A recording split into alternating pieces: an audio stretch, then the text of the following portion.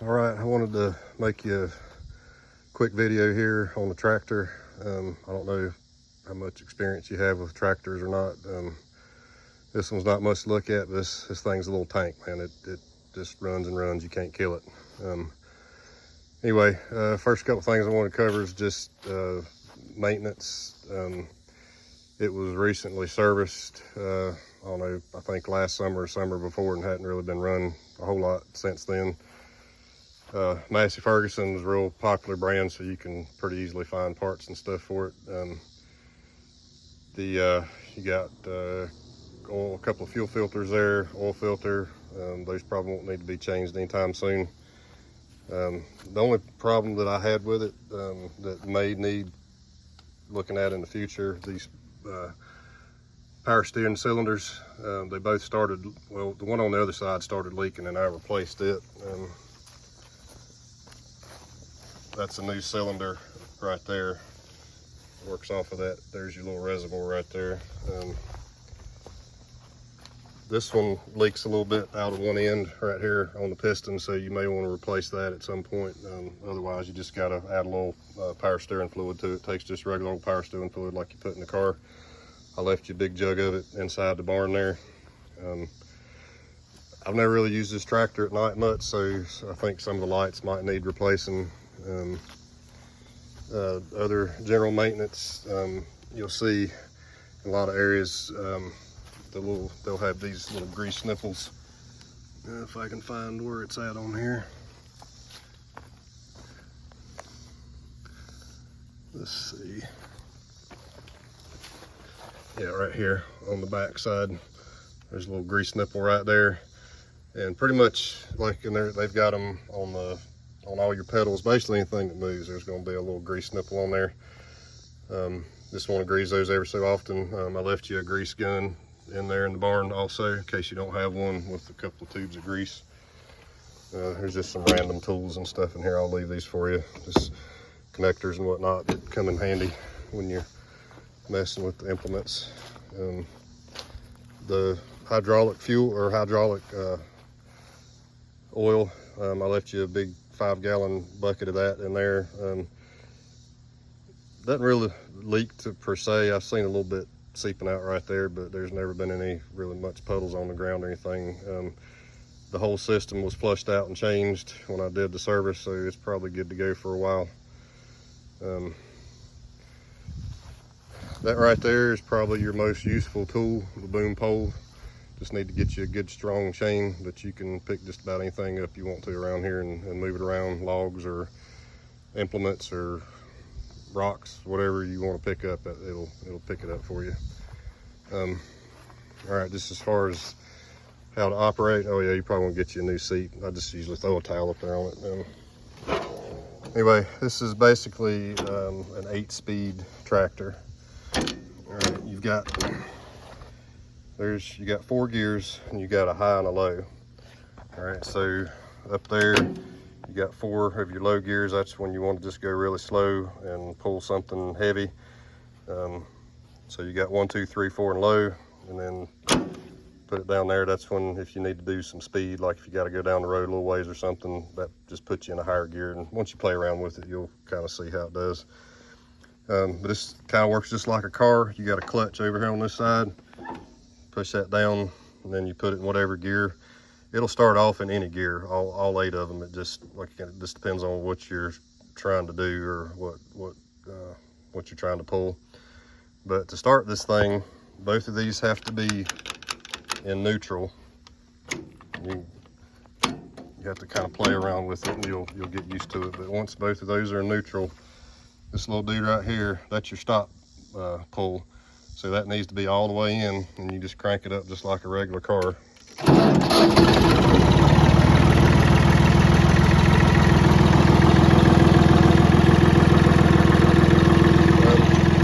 far as your hydraulics go, right down here is your lift. And just when you pull up on this thing here, that actuates your 2 bottom bars there. That lifts your load. Just push it down. That lowers it. Got a gas pedal right here. need to do, hold your acceleration at a certain point. This lever right here, that adjusts your throttle. That comes in handy if you're using a power something like that mower right there, where you need to hold the engine at a certain RPM. That brings me to your power takeoff. Most people call it a PTO. This dude right here. So your bush hog and your mower both have a big shaft that just slides on right there. There's a little locking pin that locks in that little groove right there. This little lever right here is how you engage that PTO.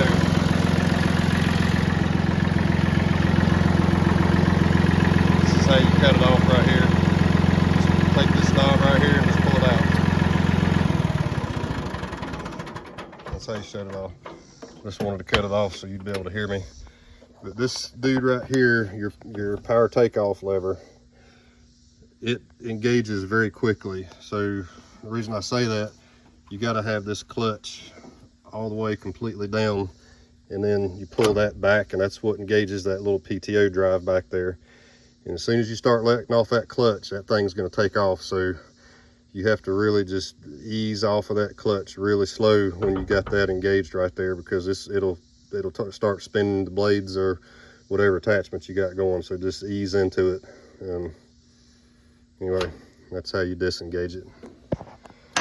As far as these front tires are just about new. You won't need to replace them for a long time. These are the original rear tires that was on it when I bought it. They've just lasted. Like I said, I haven't really used the tractor that heavily, so I don't have any idea if you'll even need to replace those anytime soon. They've never gone flat or anything. You might have to put a little air in them here and there just to firm them up or soften them down, depending on what you're doing. This is a standard 3-point hitch. Basically all your implements will attach just like this right here.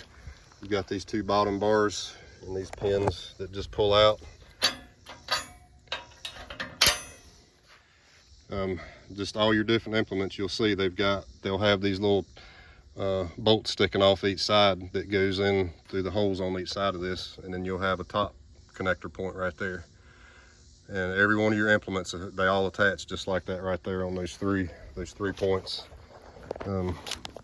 This little drawbar right here, you can crank that, it adjusts the angle of that. You always want to have this little side dude right here, this piece. What that does is it keeps your implement from swaying back and forth. If you have just these two hooked up, it'll wag back and forth pretty bad. So this is just a stabilizer bar. I've got this little coat hanger hanging right here. Just when you go to change out implements, this is not supported by anything. So I just take that coat hanger and hook it through the hole, and it just kind of holds it up out of the way while you're making your other connections. Just going through all these implements, like I said, I don't know how much experience you have on tractors or anything. So this is your finished mower. Obviously needs a little bit of cleaning up. The birds have been pooping on it, but there's that PTO shaft I was telling you about. It just slides right onto that gear. There's the little locking pin. It drives all through your blades. That belt is fairly new, I think, but again, they all have the little nipples. You want to just grease all these up real good. I've had a riding mower for several years, so I haven't really had to use this thing. So you might want to just spin it up and, lube it up real good and make sure it's. Left you some diesel cans there for gas. It's got I think an 11-gallon tank on it, 11 or 12. It's got a new radiator in it. I had to replace that one time, so it just takes regular old coolant like a car does. This thing is a hoss right here, this bush hog. You can cut small trees down with this thing. Same deal, it hooks up to your PTO shaft right there. Be careful using this thing, man. It will really tear some stuff up, and it's heavy. But like I said, there's those 3-point hitches right there. Those are for your two sidebars. There's your top connect point. Also, I left you a great big wrench in the barn too. You'll because every now and then you might have to take some of these apart if you snap a bolt or if something gets bent or whatever. It's handy to have a great big wrench. There's your scrape blade. That's one of the more often used. Use that to clean your driveway up. If you get new gravel put in or something, it smooths it out really nice. It's adjustable a whole lot of different ways. You just swing it around, take these pins out. It'll angle back and forth 2 or 3 different ways, and it'll swing vertically. Just pop that pin out and it pivots. That guy right there is great for aerating the yard. Try to do that about once a year. Landscape rake, that's good for just scraping the top off, or if you want to scrape brush up or get leaves up or whatever. It just cleans the ground real good and scrapes it down to bare soil. Scoop bucket, same deal, just attaches on the back. This was my go-to since I didn't have a front end loader. Speaking of front end loaders, Massey makes one for that tractor. I think last time I checked it was about $3,500 for the hydraulics and everything. So you could put a front end loader on that one if you wanted to. That's just a big frame, like a platform frame, kind of like a forklift, I guess. You could throw some boards across it, a piece of plywood, whatever, and it's a nice frame just to carry stuff around. And then over here, got a few more. If you wanted to just tear up a big piece of grass or field, that's your disc harrow. It's like a big tiller basically. You just drag it behind you and it just tears the ground up and gets it ready for cultivating or whatever you want to do with it. That is an actual cultivator there. All those big tines, same thing. It's just for working up the ground, digging in and just tilling your dirt up. And the good old box scrape, this thing is invaluable if you need to do any kind of grading. It's got adjustable tines on it so you can go deep or shallow. And it's got a rear grade on it as well, so you can push or pull. Very handy.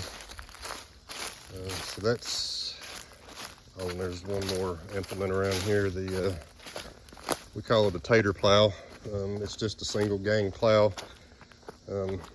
So it does very good at that, but it's also great for digging ditches. If you ever needed to dig a line or something, that little dude right there will dig you a ditch very quick. You just have to control the depth on it because it'll try to dig to China if you don't just keep the angle on it right. So that's all your implements. I'm gonna make you a couple other videos on some other stuff.